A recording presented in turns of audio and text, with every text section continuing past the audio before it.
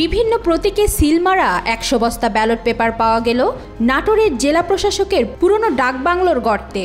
জাতীয় গোয়েন্দা সংস্থার তথ্যের ভিত্তিতে শনিবার দুপুরে শহরের কান্দিভিটা এলাকায় জেলা প্রশাসকের বাংলোর ভেতরে বাঁশঝাড়ের নিচে একটি গর্ত থেকে এসব ব্যালট পেপার উদ্ধার করা হয়।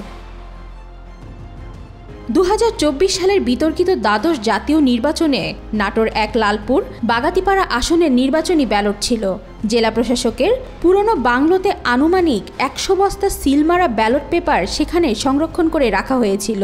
এছাড়া কম্পিউটারের হার্ড ডিস্ক, টেলিফোন, সিলগালা করার উপকরণ এবং ভোটার তালিকাসহ অন্যান্য গুরুত্বপূর্ণ নথিও জেলা প্রশাসনের কার্যালয়ে রয়েছে।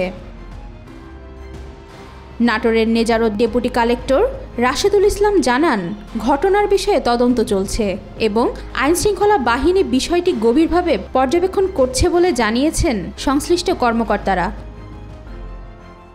ওয়াহিদা পারভিন নিশিতা, আজকাল।